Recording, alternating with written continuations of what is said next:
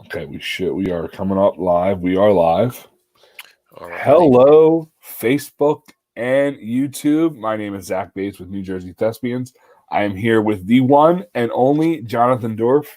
Hello, Jonathan. How are you today? Thank you for joining us. I know it's quite early there on the West Coast. Yeah, it's still a little early, but no, I've been up and at 'em. So yeah, no, it's another beautiful day here in LA. Which one thing we just seem to it gets tiring after a while, but it's like another beautiful day after beautiful day. Well, it's great to have you here, Jonathan. So let's jump right into it. You are a playwright and a screenwriter. When did you start writing plays, and what made you get into playwriting? So I actually started writing plays in high school because of a teacher. I went to Marple Newtown Senior High, which is in Pennsylvania. It's in the suburbs of Philadelphia, and I guess Delaware County. So shout out to Delco. Um, and I had a teacher named Tom Williams, who was the advisor for the newspaper. And I was the editor of the newspaper. I became the editor when I was a sophomore, took over at the end of the year. And I had been writing poetry. I had been writing some short stories back in the day. And Tom and I were actually writing some songs. And obviously, I was writing a lot of newspaper articles. And at some point, he said, well, you've written everything else. So why don't you try writing a play? And so I wrote this play junior year. This piece called The Storm. I'd been reading a lot of Eugene O'Neill, so it read like a bad Eugene O'Neill ripoff. And but I mean, it wasn't bad. Knowing what I knew at the time, it wasn't bad. And Tom was great. He actually strong-armed, I assume, one of the kids in his orbit to direct it in the school one-act festival. And so I think it was, at least I was told it was the first student written play they had ever done in that festival. And so they put it up that year. And then I got really into writing after that, because it's kind of this amazing thing when you see your work on stage and you're sitting in the theater and you're watching audiences react to it. And so I wrote another play the next year, which was probably even worse, actually. It was kind of a no exit ripoff. I'm trying to remember what the name of it is. Death Without Parole. So yes, very much no exit. And they did that one. And then it continued on into college. I also wrote this weird thing that we rehearsed it, and we were going to actually do it almost like a TV series called Angels and Other Falling Objects, which is a really great title that maybe I'll come back to and actually like write a completely new show about it at some point. But so that was the beginning. So it started with a teacher. Awesome. Okay. Well, thank you for that. And as I put up there on the screen, we're going to take some questions from the audience at the end. So if anybody's got any questions, use the comment feature and we'll answer them towards the end of the broadcast. So Jonathan, you kind of talked about your high school experience. Talk about your college experience. Where did you go to college? What did you go for? And then kind of how did you break into the business? So I went off to Harvard. And I started in English, and so I did my first year and a half or so as an English. I guess it would technically be English Lit or whatever. And I've decided, I don't really want to be spending a lot of time reading Spencer and poetry from the 1500s, 1600s. And so Harvard has this amazing thing called special concentrations, where you can petition to create your own major, basically. I mean, we called them concentrations, but they were basically majors. That was just our pretentious English thing. And so from there, I created a concentration called dramatic writing and literature. And you basically created your own course list, and you had to get it approved. Obviously, it wasn't just like a thing you could say, I'm going to study what I want, and then we'll give you a degree. That would have been interesting, though. Basically, it was kind of like that. And I got to work with some great people. I got to work with Bob Brustein and Adrienne Kennedy, William Alfred, who was, kind of one of my main mentors, Tony Kubiak. And, so Harvard, interestingly, at least at the time, did not have a specific theater major. So there was no department. And so what it meant is that all of the drama, all the productions were student run. And so they were, sometimes written by students, but always, produced and directed by students. And so, it was a lot of theater going on. So a slow semester was 25 shows, and a busy one was maybe 40. And everything would cast at once. They had this thing called common casting, which is still like the greatest casting zoo I've ever seen, where in the Loeb Drama Center and the Agassiz Theater, they would have 4 nights of auditions from 6 to midnight, and people would be running around auditioning for all kinds of different shows. And then at the end of that, they would post callback lists, and at the end of that, you had to sign the cast list. You would put up the cast list, and there were a lot of very elaborate rules. There was like a communication blackout, like the production could not contact you for a 24-hour period, and you could contact them if you had questions about the role. So it was a real fun thing. But so the nice thing about it was that when it came to shows, it was like the Wild West, and you could do anything. So it was very much a we can do attitude. So if you could find a space, you could put up a show. So I remember doing a show in the Loeb Experimental Theater. Our entire budget, I think, was $50, and that was for the posters. We had access to some costume stocks and things like that, but it was definitely an exercise in resourcefulness. And so while I was there, I put up something like 14 different plays of mine.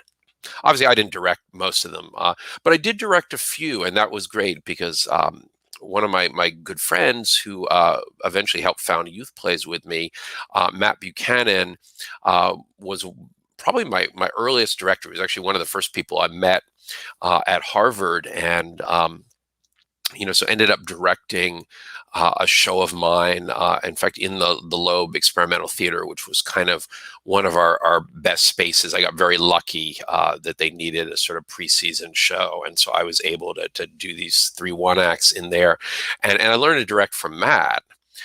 Because I had no idea. So the first time I directed a show of mine, he basically would sit at my shoulder and say, "John, that's stupid. Don't do that." And then I would, suddenly look very knowledgeable, and I would say, "Everybody, all right, we're gonna change this up a little bit." And but it was a great experience because it was a learn by doing, and I think that's the best way as a playwright is to to see it. Like, you've got to see that show up there and see it not working, and then say, all right, this part, like, I saw this part and it just didn't work. So how can I make that work? So so it was a really it was a great time. And then later on, I went to UCLA. I had a 7-year gap where I spent 6 years teaching at the Haverford School, on the main line of Philadelphia. And then eventually I went back to UCLA, which is how I ended up on the West Coast. And I got my MFA in playwriting. And so that's how I Awesome. ended up with all that education. and you mentioned YouthPLAYS, and we're going to talk about that in a little bit. So what have some of your greatest challenges been, do you think, in the world of playwriting? Playwriting is it's just a difficult thing, in terms of, obviously, financially, Right. income-wise. I think that cobbling together enough things to, make a living. So, you've got royalties, but most of us don't quite make enough on the royalties. It's been it was getting better until it suddenly, right now just got a whole lot worse. But I do, obviously, teaching of playwriting, and so I've, between, and we'll talk about that, some of that stuff more later.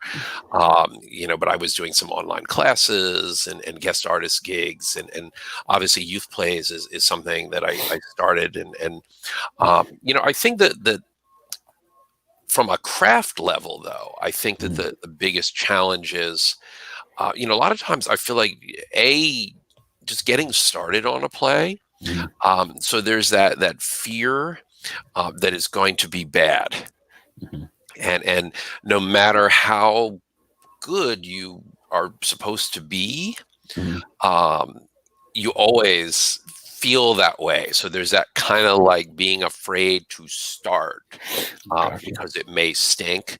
And even sometimes you're in the middle of something, and I'm in the middle of some stuff now. I'm working on 3 projects, and sometimes it's finding that way into each particular character. How does each character become unique? And so that can be a real challenge. I'm working on a superhero piece right now, Mhm. and at the moment I've got these. I mean, it's fun, but I've got certain characters that I see very clearly, Right. and then I've got certain characters who I feel like are kind of holding the space until I touch them up. Gotcha. Awesome. So, is there a typical day in your? I know it's probably, well, obviously right now everybody's typical day is kind of out of whack, but in your world, is there a typical day? Yeah, I was gonna say right now it's like get up, maybe do some push-ups, sit around in the apartment, feel guilty that I'm not using my free weights more, not right. Um, maybe go for takeout at a coffee. I like to call them coffee adjacent beverages because I don't actually drink coffee, but I drink mocha and things like that. So Gotcha. no, but I think that part of the challenge for me is that because I have my hand in some other pies. So with Youth Plays, and I also chair the Alliance of Los Angeles Playwrights. I was the co-chair until December when Dan Berkowitz, my co-chair, passed away. Um, not COVID related or anything, just heart attack. But Mhm. and so a lot of times there are things that I have to do that don't have anything to do with writing, and I think that what people also forget. And this is something that certainly somebody like Don Zolaitis is amazing. I mean, he's a great writer. We publish him at YouthPLAYS, and I've been a writer with him at PlayScripts for years. That Don somehow manages to just like write.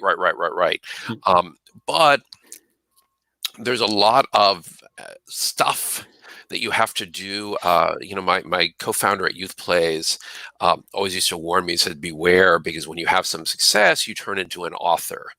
And so you're not just writing, but you have a lot of maintaining of your writing stuff, whether it's answering emails about plays, somebody wants, this change, Mhm. somebody wants to meet about whatever, with Youth Plays, there's just a lot of I mean, somebody else technically fulfills the orders, but still there may be a question that they have, and there's new plays going through. I think, I don't have a set time to write. Gotcha. Sometimes I kind of wish I did. Hmm. And I think that what happens is I tend to sometimes put other things ahead of my writing, and I should say, all right, I'm going to write.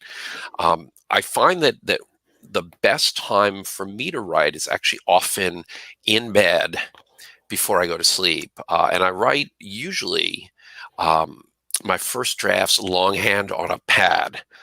And then the first step of the rewriting process is actually you know, taking it from the pad onto the computer. Hmm. And though there's another piece that I'm writing, which is a totally monologue driven piece. And at the moment, it's just 2 characters. Hmm. And that one I've been mostly writing into the computer directly. But I think that there is a different flow to the just the way the thoughts move in your head. Like it's a different experience writing directly into the computer than it is into the pad. And so I think it depends on the play. But mostly I kind of get up and I feel like I deal with a lot of business stuff. And then I will normally, if we weren't in the middle of a pandemic, I usually go to a cafe Hmm. in the afternoons to work, and that could be some writing notes. I try to do something. I forget who it was who gave me this advice. Maybe actually, I think it was probably Ed Shockley. But do at least something to advance your career every day. That's great And, advice. and so it may be actual writing, but it may be, like right now, I need to redo my website.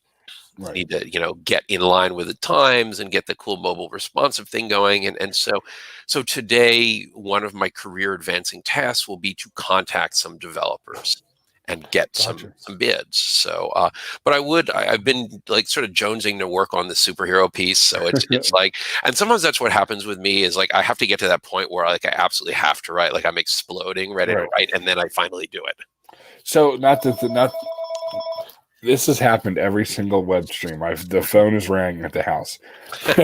Can't this is just live theater. Can't play it, right? That's right. But not to throw a oddball question there. I didn't plan you for, but do you feel like when you're on the computer, it's hard to shut off the outside world? I know you always have so many tabs open compared to when you're writing on the pad. You can really shut out the world. Is that kind of what?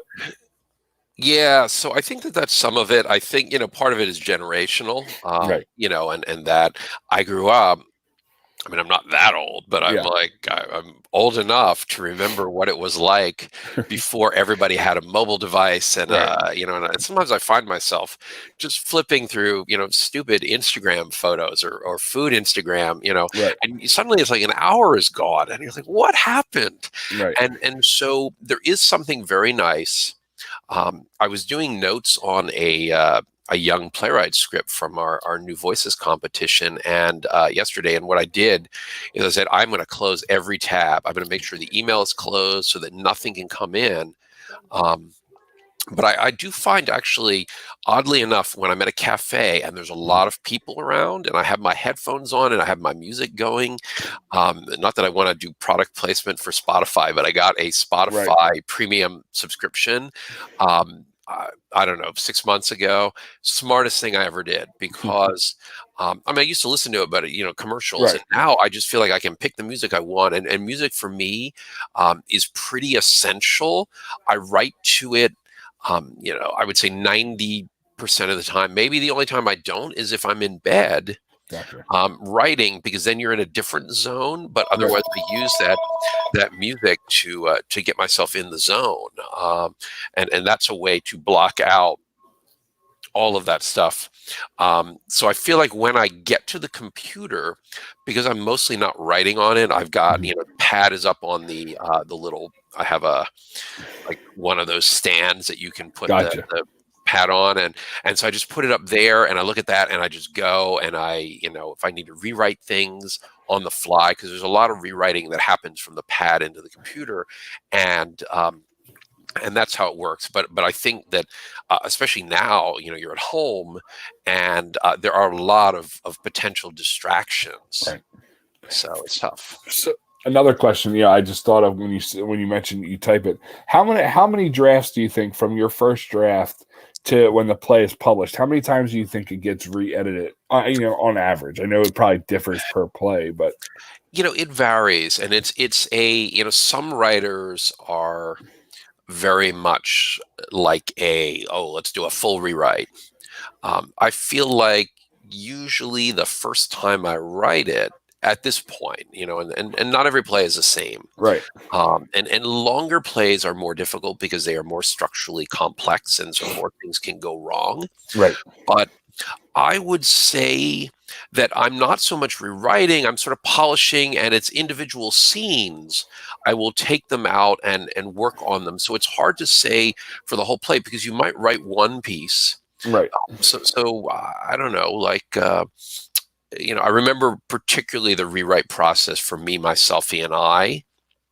And so wrote it, and then we had readings, and then it had a dual world premiere um, at a couple schools in California, and what would happen is, so like there were particular scenes. Some of them were like boom, nailed it, and I would be playing with words here and there, but more or less they were in good shape. And going into rehearsal is the best way I find to learn. I've got these great talented young actors, and enthusiastic and really working these scenes. And also I had the luxury of having two different productions, so you got two somewhat different takes on the same show, which is tremendous because usually you have one. right. and so, for example, the scene that I struggled with most was probably the scene, and they all have names. So this one was called Watermelon Faceplant. And and so we went back and forth between the two productions, and I kept rewriting that one. So that one probably went through, it felt like, maybe 4 or 5 iterations Mhm. before I finally felt like I started to figure it out. But Gotcha. then you might have some scenes that just have minor polishes. Right. And a lot of times in the readings, and I was really fortunate because Daniel Rashid, who was kind of my assistant for a while, and is a good friend, and is kind of like the best dramaturg of my work. So often we would do table reads, and Mhm. Daniel, in fact, I remember a short piece that we did for YouthPLAYS, and kind of a vampire lesbian comedy, I guess, and Daniel just having the sort of brilliant idea of figuring out why this wasn't quite working, and it was about this one part of the scene needing to move here, Mhm. and and so sometimes you get very lucky, Mhm. and figure out um, what isn't working, and you can fix it in 1 or 2 significant changes, as opposed to having to go through a whole long process. So that particular play was called Shovels and Hacksaws. Gotcha. That's But cool. so yeah, so it varies. Some people are much bigger rewriters than I am. I try to get it mostly right the first time, and then kind of work point to point. Awesome. So I know we talked about this a little bit. So these two questions probably going to go together in a sense. But at the New Jersey Festival this year, we were so happy to have you come out. I think was it for one of the first times, right? I've never been there before. So Yeah. yeah, the first Yeah, time. you guys were usually up against, I think, Pennsylvania for a while, Yeah, or some somewhere other around there. festival, and so it had never worked out, but it was fantastic because I could just extend my visit to my parents and come to your festivals. So you got to see one of your plays perform live, Declaration, I believe, right, by Yeah, Overbrook High School. right. And you had said that's kind of one of your favorite plays. So the two questions I have, I guess, with this one is you had said, I guess, that's like your favorite play. But what is it like to see one of your plays perform live? Kind of how does that make you feel? So it's I mean, that's kind of what got me hooked on playwriting in the first place. Is there's really nothing like sitting in that dark theater and watching the audience watch the play. So it's partly about the play, and Mhm. partly about the experience that you're bringing to these other people, and watching the actors in it. Um, and so so that I think is a really it's just a really cool thing, and it's different from, I think, most other experiences, and in general, especially when I am working on um, a new play. I like to sit in the back, Mhm. and so I like to sit behind the audience. I have a thing where I actually don't like anybody to sit behind me, and so I like to watch the audience watching the show, That's because pretty it cool. offers amazing clues Mhm. as to whether the show is working right. So when it's different when the show is published and it's out there, and so Declaration, I feel really good about that Right. show, and so I enjoy seeing people respond to it, because I hope that they respond to it in the way that I not in the way that I wanted, because I don't think that I just want them to think. That's all I want them to do. And I think that, to me, is what plays are about. I don't want you to think in a particular way. I mean, I think it's kind of obvious, but in that one, but at the same time, it's more, I want to put it out there. Can you tell us, and I'm going to pull up the graphic here. Can you tell us a little bit about Declaration and what it's about?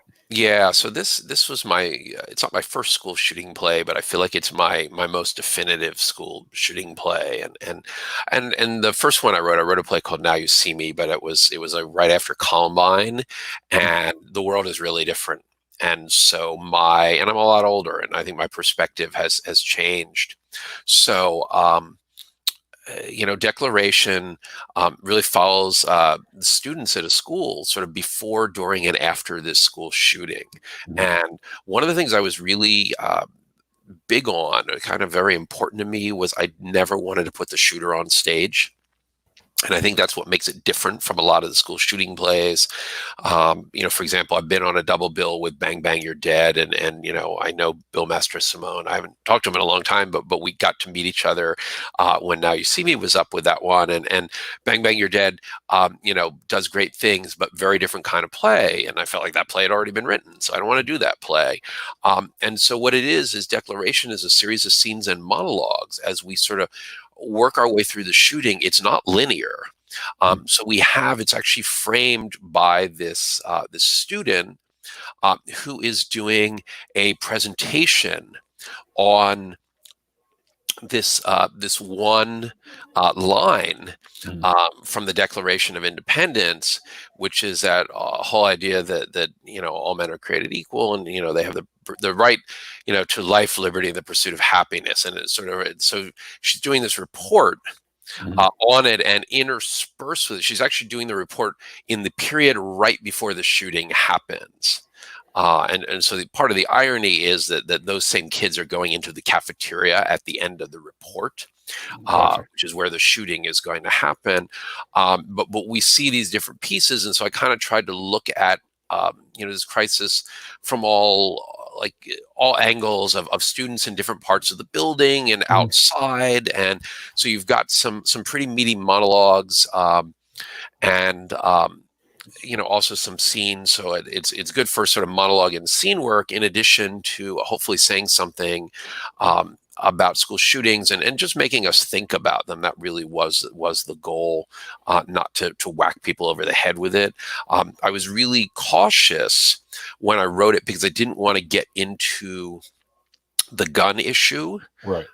Even though, I certainly believe what I believe on the gun issue, and I'm Right. a West Coast liberal who used to be an East Coast liberal, so you can probably guess what I believe. But and it comes up a little bit, but I tried to make it balanced, because I didn't want people to shut down. Right. And so I simply wanted to kind of open a window on the experience of it, and let people look in that window and then take what they take from it, and hopefully think about why is it that we can't stop school shooting? Like, why do we have so many of them now? Gotcha. And maybe that's not a good thing, and maybe we should think about what we can do. Right. Awesome. So we're going to switch gears. I said in the last two videos, my fabulous governor, when he gives his press conference every day, he likes to say switching gears. So we are going to switch gears All right, let's switch some into gears. thespians. So were you a thespian in high school? So I was not. In fact, I didn't even know what thespians were. I don't think Marple had a thespian chapter. I'm fairly sure they still don't. It's interesting, because at Pennsylvania Thespians, which I do, I've done every year for years. Mhm. Ridley is there, and Ridley has got a great program, and it's so funny, because we used to make fun of the Ridley kid. Like, Ridley was like the football, like, meathead Right. school, and now it's like Ridley has this amazing theater program, and I'm so excited for them. Interestingly, Bruce Graham, who's a noted playwright screenwriter, went Mhm. to Ridley, That's funny. because he spoke to us. We had this thing, Central League writing competition. We were all in the Central League, which was, incidentally, Kobe Bryant went to Lower Merion, which was Right. also in the Central League. He was a little after me, so I don't think we would have overlapped. And I was a tennis player, not a basketball player, anyway. But it was not something that I even knew about until, I think, around 2006. I think that was the year. It was somewhere in there, because I ended up I did Tennessee Arts Academy, and there was this little stretch where people were just finding me online, Mhm. and I got some amazing gigs. Probably the if I can just segue into probably the coolest gig I ever had. Yeah. I was the United States Cultural Envoy to Barbados, Well, that's pretty neat. which was amazing. And that was 2008, which was an incredible time to be there. Um, for two reasons. One of them is that so for a month I had U.S. government health insurance, and I was there. I was basically tasked with raising the level of writing in the country of Barbados, and I had been requested by their sort of arts organizations, and basically they had to make a request to the U.S. Embassy, and I mean, it was great. I got to work and basically live for 4 weeks at a hotel on the beach, and it's beautiful there. It can't get much better than that. It cannot get much better than I wish. I'm sure all that money doesn't exist anymore, but it was so cool. And I remember Mike Daisey got to go to one of the former Soviet republics, and I was just thinking I got such a better gig. And I judged the national arts competition. I taught playwriting classes there. I did a guest artist visit to the University of the West Indies. It really was just an amazing time. And the two cool things that I remember from that is so I got invited. There's every U.S. election year. I got to meet the U.S. ambassador, and because I had a whole briefing at the embassy, I had my security briefing Right. and all that kind of stuff. And on election night, they throw a big party at the ambassador's residence, and this was the night that Obama was elected for the first time. And so here I was on this completely historic occasion. And of course, most of the people in Barbados are people of color. Right. And so it really was this incredible thing. And they were so excited, and I was so excited. And the ambassador was a Bush appointee, but she was actually incredibly gracious about it. She was a big art supporter, actually. And so just what an incredible night. And then I also, sometime that fall on this tiny TV in Spanish language ESPN, got to see my beloved Phillies win the World Series for the first time in ever. Best night ever. So it was like me in this little room in the hotel, just looking at this television and not knowing what they were saying, but I think Cole Hamels, and it was just one of those wow moments. So that was the super cool thing. But I didn't get into this whole sort of awareness of thespians until sort of mid late aughts, if that's what we call the early 2000s now. And so got invited to internationals. I think it was around 2006, 2008, somewhere in that space, and then started getting invited, because once you do ITF, then you meet a lot of state chapter directors, and everybody is sort of do you want to come to our festival? And so started doing a lot of state festivals, and so I've now been to 15 or 20 different state festivals. And was really proud to be honored. I think it was probably about 2010 at the California Festival, when they started doing the Playwrights journey, as an award to a California playwright. I was the inaugural California playwright to be honored, which was a tremendous honor in my adopted home state. That's awesome. So is there any tips you would give to aspiring playwrights? Sure. I would say write a lot, write as much as you can. So don't be do as I say, not as I do right now. And read a lot and see a lot. Now, right now, obviously seeing a lot is a little challenging, but you can still read a lot. And I think that reading plays is wonderful, and read a variety of plays. So read a whole bunch of different styles, because usually what happens is when you are writing or reading one style. So for example, I read a lot of absurdists in high school. So I was reading a lot of Beckett. I was reading a lot of Ionesco, and it was all really interesting. The problem was that for a while, that was my output. That was Death Without Parole. My senior year was because I was reading too many absurdists without a balanced diet. So just like with food, you want to have a balanced diet and not just do, one thing or another. So I think that those would be, the biggest piece of advice is, and then also don't submit things too early. Make sure to have a reading. I mean, the beautiful thing, especially if you're a young writer right now, is you are surrounded, especially maybe in a thespian troupe. Right. All your friends are actors. So there's no excuse. Well, once social distancing, kicks out. But I've seen people doing readings on Zoom now, Right. and in fact, we did. As chair of the Alliance of Los Angeles Playwrights, we have an event called In Our Own Voices that was just on Sunday, and we had 7 10-minute plays that all had virtual readings on Zoom. And I was just guested in to an Oregon Thespians event, and they were doing stuff through this platform, StreamYard, and so there are a ton of virtual platforms out there.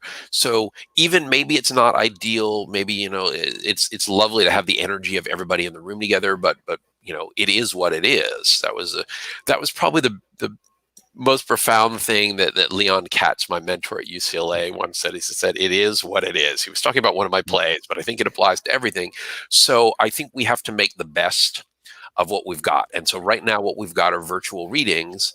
And the amazing thing about virtual readings, especially in the adult world, is that there are so many actors that I suddenly have access to who are amazing that I could never ask them before because I knew they would be busy or they're in New York.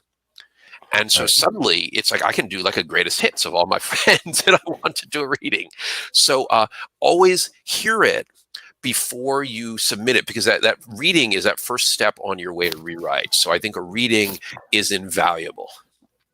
Awesome. And the Oregon Thespian event, they brought you on right after a student performed one of your pieces, correct? Yeah. So she was doing Bluebird, which is still one of my favorite monologues. It's a piece from Thank You for Flushing My Head in the Toilet and Other Rarely Used Expressions, which is my play about bullying, which is probably my second most produced play after 4 a.m., which is the most produced one.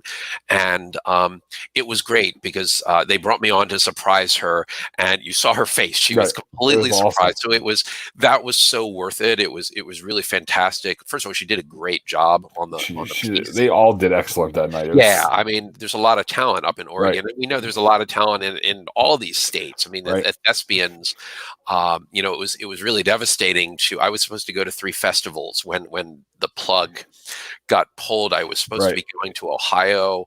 I was supposed to be going to Florida, and I was supposed to be doing California.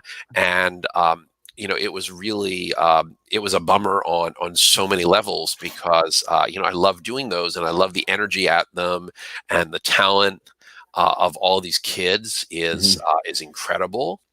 And so it was really, I mean, I can only imagine how disappointing it was for them. Right. I'm sure that my disappointment is like, take mine and multiply it by, a level of X, and we get theirs. I mean, because that was what they were, training for this whole year. And but again, it is what it is. But I was delighted to be able to do the Oregon, virtual,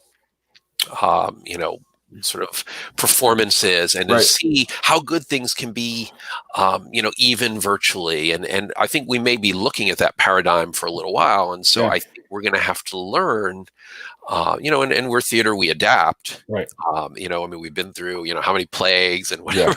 It hasn't killed us yet.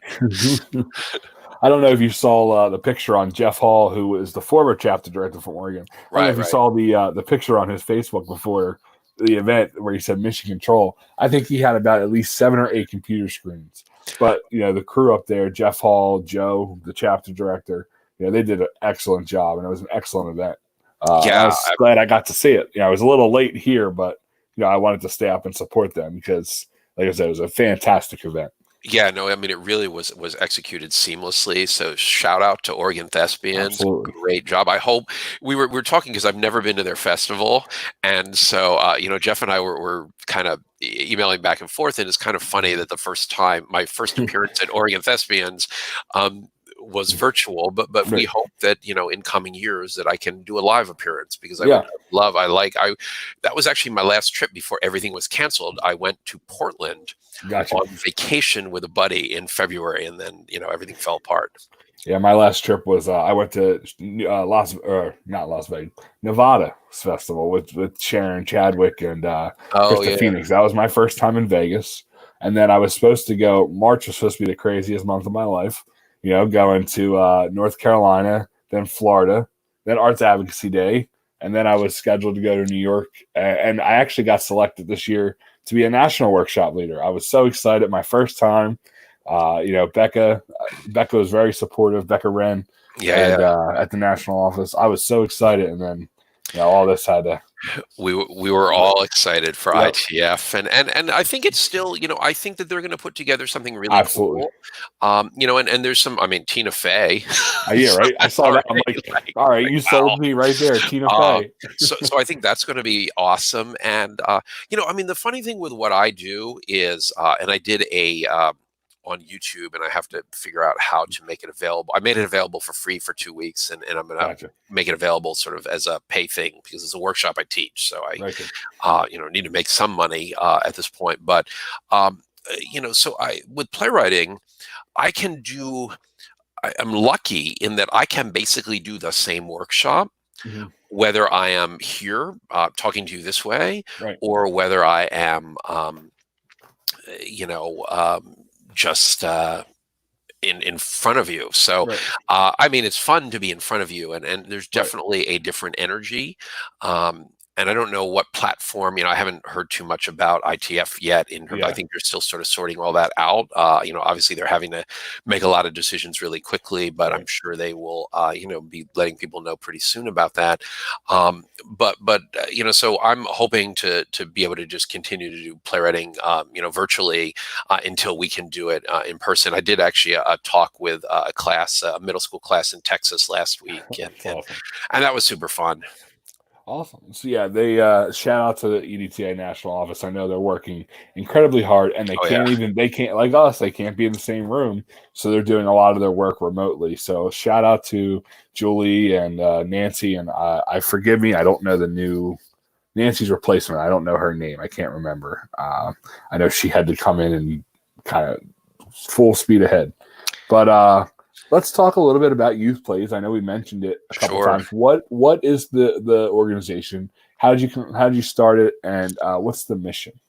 So YouthPLAYS is a publishing company, and we started. So originally, it was Matt Buchanan and Ed Shockley and myself, and we started it back around 2010. And originally, we just had this youthplays.com. It was this URL, a website, address that I found, and I thought it was a good way to amplify our plays for young actors and audiences. And so we started, it was really just the three of us, and a lot of times it was plays of ours that were published at other places. So it was really just a kind of clearinghouse where we then sent you on to other places. But what started to happen is at some point, I think around 2011, 2012, we started taking on other people, and we've actually grown to the point where we represent something like 400 plays. I'm really excited. We just got under contract yesterday a new play by Stephen Gregg. Really, really excited about that. And, we've got Donzolitis, and we've got a bunch of my plays, and, and Ed's plays and Matt's plays, and a lot of people that people would recognize from other places.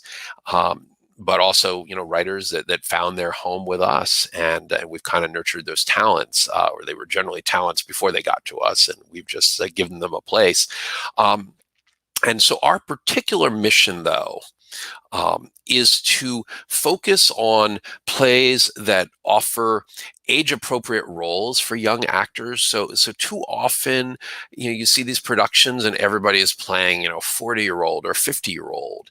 And we wanted to offer opportunities for young actors to play roles that were a lot closer to their age. Because the reality is, when you get out of high school, or when you're in high school, nobody is going to, in the real world, you're not going to be cast as that 40-year-old probably until you're 45.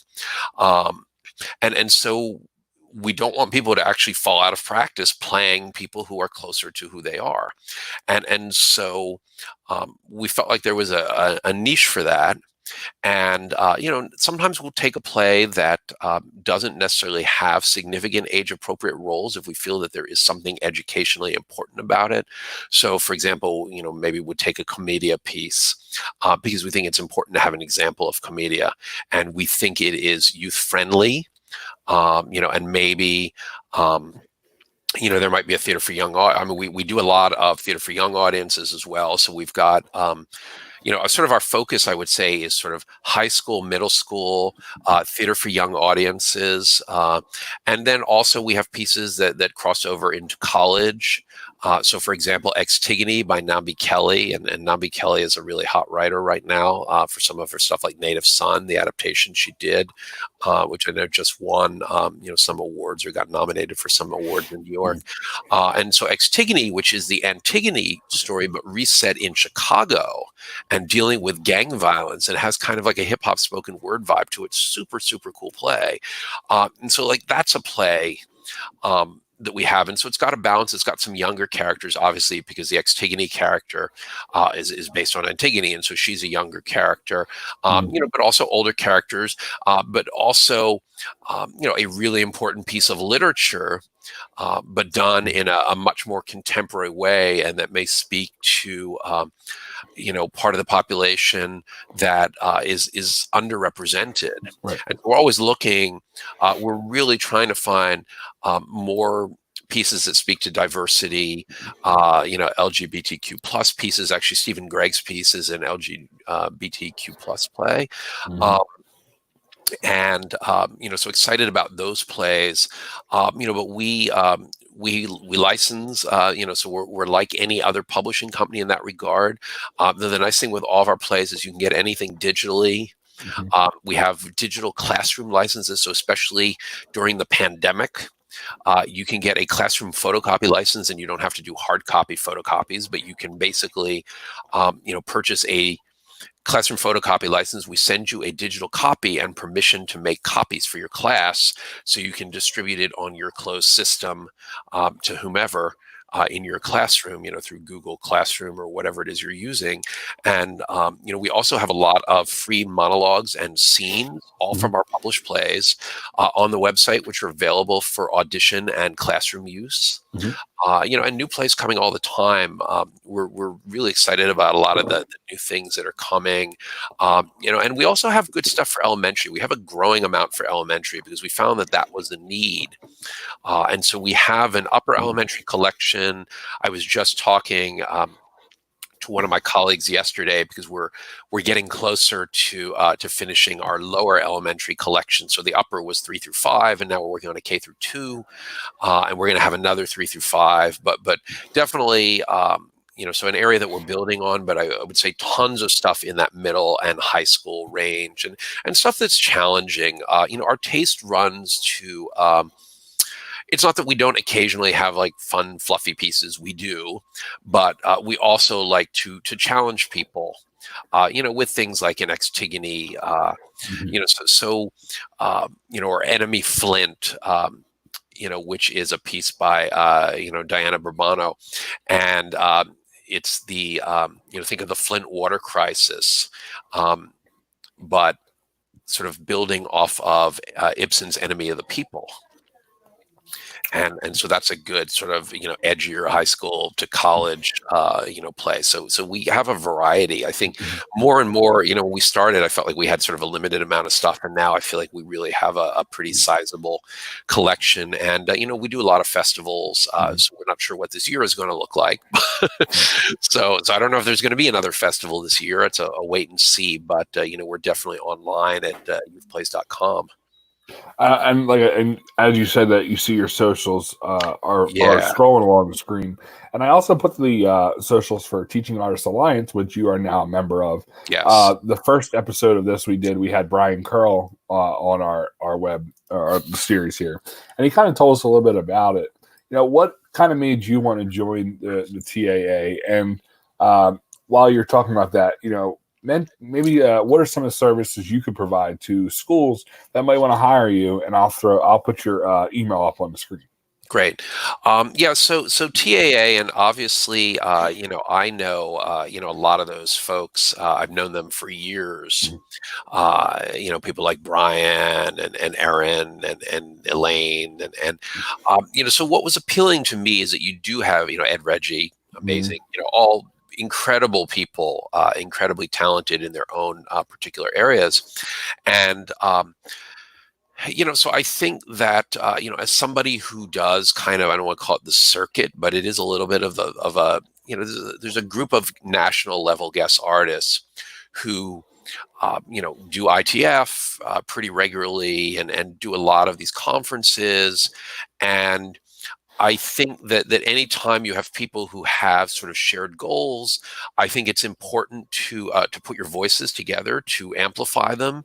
And so I think that allows us to better advocate for ourselves, and for teaching artists in general. And I think that sometimes there are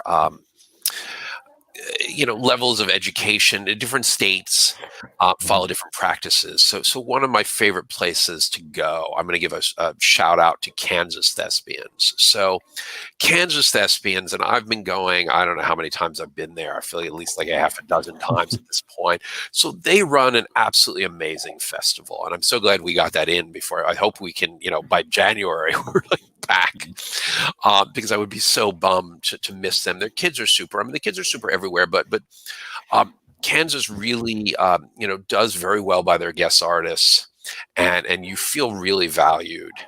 And and the kids are fantastic, and I love teaching workshops there, and it's great energy.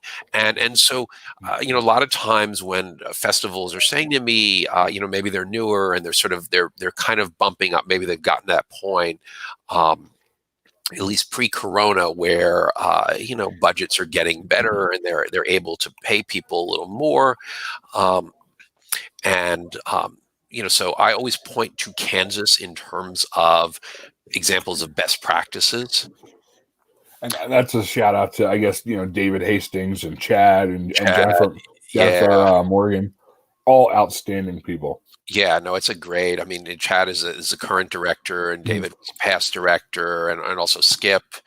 It's a really lovely festival. I always look forward to it. I look forward, to the people, at this festival.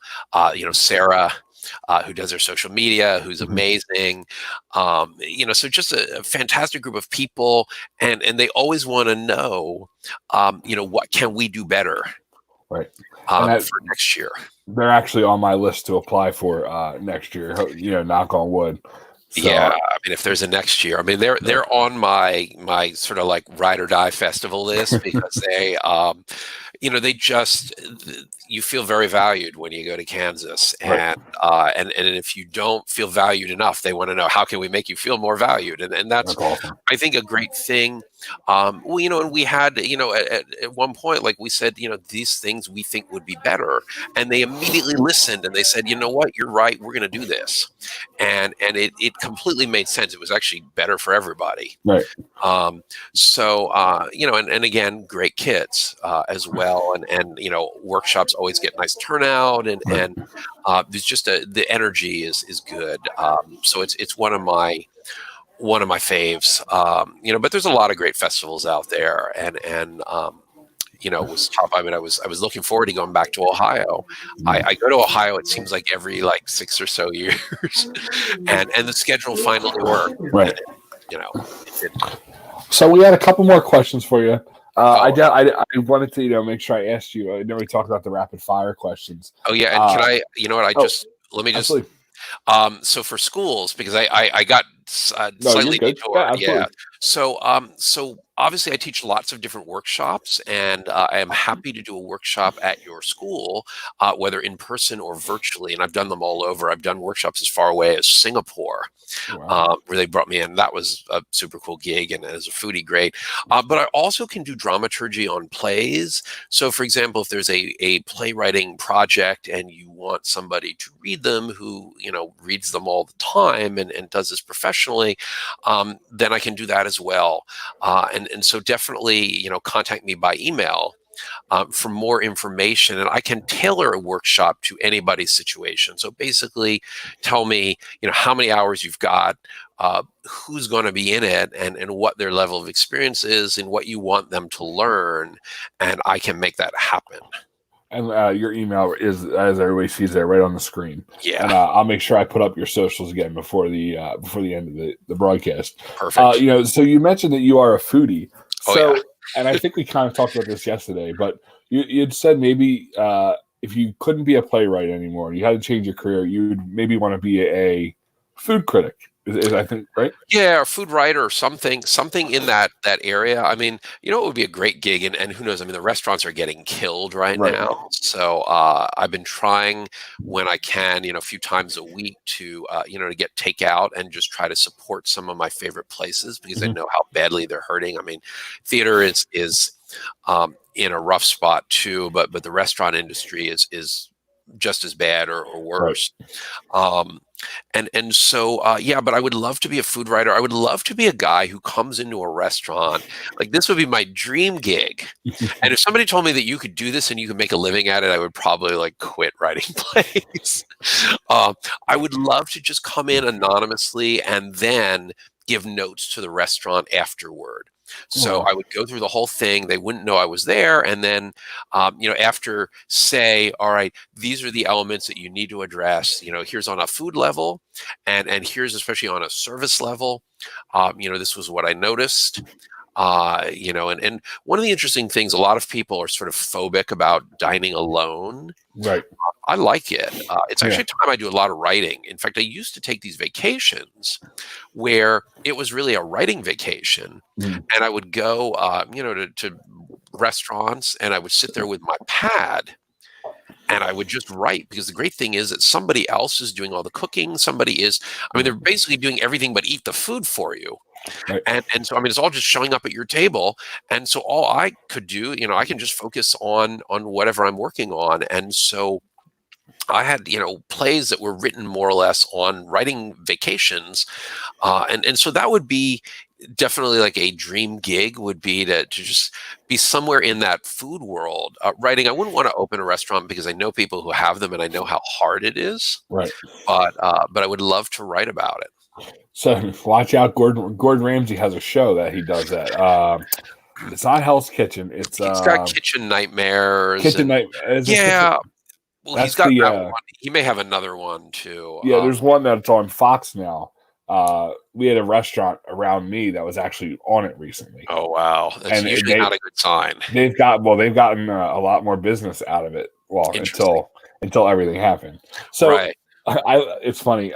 New Jersey people don't say the pandemic or coronavirus. We say everything going on. It's just the New Jersey way of life, you know. And being from Delco, I'm sure you can appreciate that. So let's wrap it up with, and this is an interesting thing we were talking about yesterday. But what do you think theater and especially your playwriting industry is going to look like after we come out of this pandemic? You know, they're saying. I mean, I see reports all the time that Broadway might not open until next year. Oh yeah, I think I heard that, and I don't know. I can. This is sort of unverified at this point, but I thought I saw someone say that Canada had basically closed their theaters for the end till the end of the year. Mhm. And so um, I think it's going to be interesting. So one of the questions is, first of all, even before we get to what's it going to look like when we come out, but what is Mhm. it going to look like while we're in? You know, what is this? Because it's either that or do no theater, and I Right, don't think any of us are too happy about the idea of do no theater. right. So so I think that we're looking for some sort of pivot Mhm. in the moment. And I mean, I think that the pivot may be virtual productions and so for example right now and I use right now very loosely, meaning it's one of those things that I'm supposed to be doing but I have been procrastinating on, mostly because I had so many tech issues last Right. week as I told you about, but I'm reworking 4am for virtual performance. So kind of doing some little rewrites and things to make it you know, Zoom friendly, Mhm. so that people can do that show. I mean, the great thing about 4am is it was mostly set in bedrooms anyway, That kind of works out for you then. so it kind of works. You know, there are a few interactive things, and so those I'm trying to see how I can massage those moments. There's only a couple moments that are really tricky. Mhm. Um, so I think I'll work that out, and probably the magic hour too, because it's the same. It was the follow up to it. So I think that you know, for the short term, Mhm. I think we are looking at you know, how can we continue virtually? It's not as good. I Right. get it. but it's different. Yeah. And so I think that we have to look at it not so much as maybe as a lesser version of the thing that we love, but as its own thing. Right. And we can show it some love. Maybe it's like the weird stepchild. But it's going to be a thing. So again, it is what it is. And so we're going to have to, if we want to keep doing theater, because I don't think anybody's going to be happy with this idea of just saying, oh, we're just going to like hit the hold button Right. for the next year and a half and hope, that there's a vaccine, sooner than that, or we reach herd immunity sooner than that. I think afterward, it'll be interesting. I mean, whether we will go back to exactly what it was before, I'm sure there are going to be a bunch of playwrights writing their coronavirus plays. And honestly, I don't want to see one for a while. Well, it's tough when you're in it. Like you really, I have no interest in writing one right now. Right. I'm just trying to, I think we're all trying to make it through the day to day. Yeah. And, some people have more normalcy in their lives than others, and some people have more struggles in their lives than others. Right. This is a time when, it's really tough on publishers, it's really tough on playwrights. I think it's a time to use it to write, even though I wish I could say that I were less busy now. But I think the reality is that a lot of us are not any less busy. So it's not like we have any more time than we did before. But I think that when it comes out, I don't know if we're going to have social distancing in terms of seating. Right. Maybe for a while, maybe theater goers will have masks. Maybe that'll be a thing for a bit. I could see that. I think it depends on where we are medically. Right.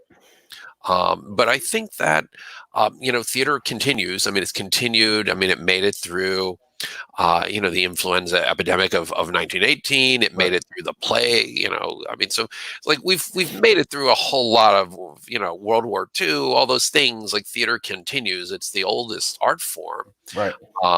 And so I think we'll continue. I think there is some question about what theaters will be left standing, depending on how long this goes. Right. And so, I think those are the questions. And I think with school theaters, that's going to be interesting to see in terms of if schools are reopening in the fall and, how that will work. I think it's like we're sort of going into the great unknown. Yeah. And, so I think we're all just managing as best we can. I'm going to be talking with another publisher tomorrow because we're looking at some of these virtual options. And now it's my turn for a, so we'll see. But I don't want to say that I'm excited. Right. I don't think that's the right word for it. I am hopeful that it's going to work because I feel like we have to make it work. Right. And, just to, I had Michael DiBianco on the show last week. And I want to give another little shout out because we were talking about the pandemic. If, you're able to help it in any way, you can donate there to Broadway Cares and use the Help 2020. I know Broadway Cares is doing great things during this pandemic. I think there's actually a Mother's Day show that they're doing this Sunday.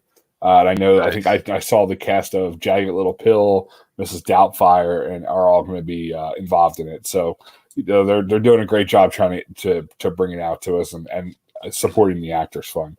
But Jonathan, we've had a great time during this hour talking. Yes, I really appreciate you coming on my show. Again, if anybody would like to reach out to Jonathan and bring him into your classroom, you could reach out to him right there, Jonathan@jonathandorf.com, and his socials are scrolling along the bottom. Jonathan, I hope you feel better. I know it's probably about almost lunchtime for you. So I hope you. I guess it's only only 10. Yeah. I'm actually going out to support a restaurant that I love. So they have a special Cinco de Mayo. Oh, that's right. And that's a big thing here in California. So so they have a whole like half chicken dinner, like a Mexican sriracha chicken, and they got all the trimmings. So I'm really excited to support them, and I'm going to get a milk tea and boba, which I only had. It's only the second time I've had it during the pandemic. So this is like my big exciting outing for the day coming up. Well, awesome. Well, thank you everybody for watching, and like I said, thank you, Jonathan, so much for joining us today. You guys all take care now. All right. Thank you.